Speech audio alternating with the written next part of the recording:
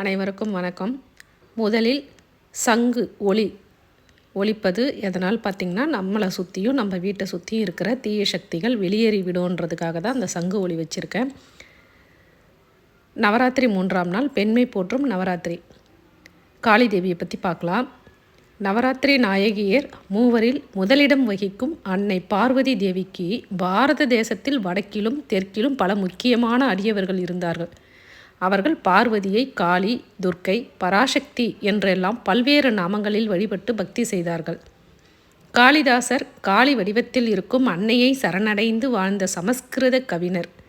காளி பக்தர் என்பதாலும் காளியின் அருளாலே அவர் கவிதை புனைந்ததாலும் அவர் காளிதாசர் என்றே அறியப்படுகிறார். அவர் இயற்றிய குமார சம்பவம், மேக சந்தோஷம், சாகுந்தலம், ரகுவம்சம் முதலிய எல்லா நூல்களும் காளியின் அருளால் எழுதியவையே.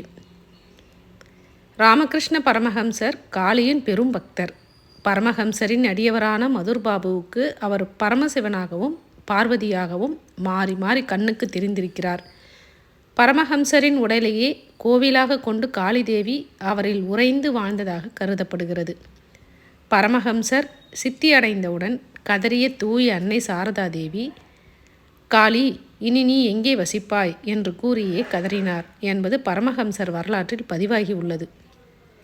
விவேகானந்தரிடம் கடவுளை என்னால் உனக்கு காட்ட முடியும் என்று சொன்ன பரமஹம்சர் அவரை காளி சிலை முன் நின்று பிரார்த்திக்குமாறு அனுப்பினார்.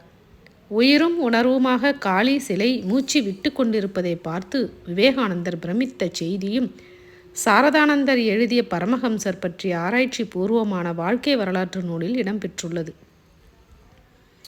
மார்க்கண்டேய புராணத்தில் மார்க்கண்டேயனின் உயிரை யமனிடமிருந்து காப்பாற்றுவதற்காக யமனை சிவபெருமான் இடது காலால் உதைத்தார் என்ற செய்தி இடம்பெற்றுள்ளது.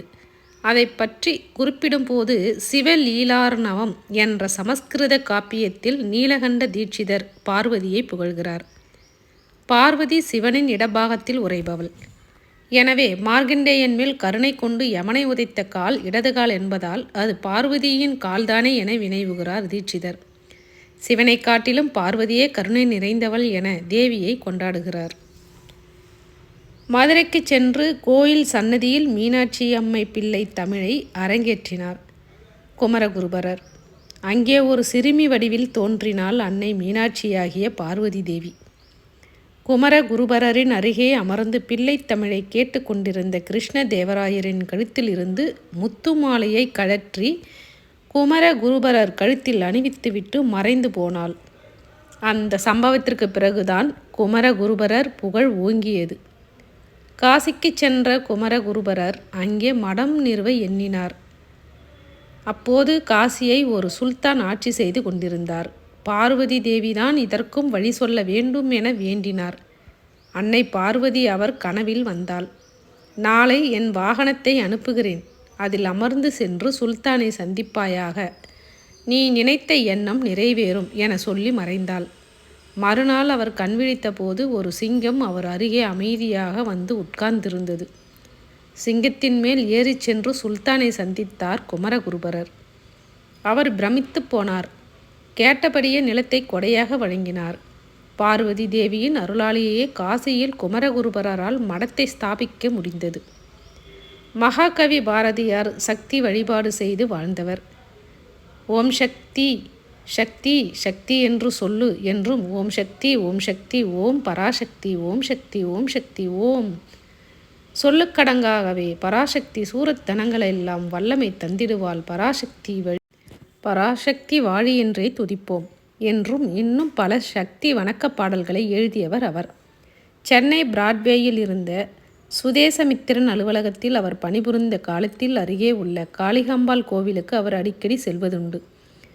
யாதுமாகி நின்றாய் காளி எங்கும் நீ நிறைந்தாய் என்ற மகாகவியின் புகழ்பெற்ற பாடலில் வரும் காளி தேவி சென்னை பிராட்வே காளிகாம்பாள் கோயிலில் உறையும் காளி தேவிதான்.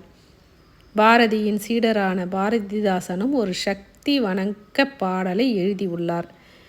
எங்கெங்கு காணினும் சக்தியடா என்று தொடங்கும் பாரதிதாசனின் தொடக்ககால பாடல் பக்தி இலக்கிய வகையை சார்ந்தது.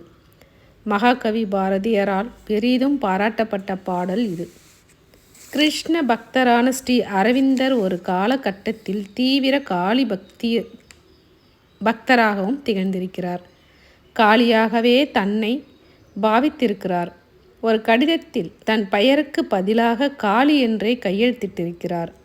இன்றும் பார்வதி தேவியை வழிபட்டு பயனடையும் அன்பர்கள் ஏராளமானோர் இருக்கிறார்கள். பார்வதி தேவியின் அருளாட்சி இன்றும் என்றும் தொடர்கிறது. நவராத்திரி நாயகியில் அடுத்து வருபவர் லக்ஷ்மி தேவி. லக்ஷ்மி தேவியை பற்றி நாளைக்கு சொல்கிறேன். நீங்களும் தினமும் வீட்டில் விளக்கேற்றி வச்சு சாம்பிராணி தீப தூபம் காமிச்சு நெய்வேத்தியம் ஏதோ உங்களால் முடிஞ்சது செய்து வீட்டில் பூஜை பண்ணுங்கள். கமெண்ட் பண்ணுங்கள். மறக்காமல் லைக் பண்ணுங்கள், ஷேர் பண்ணுங்கள்.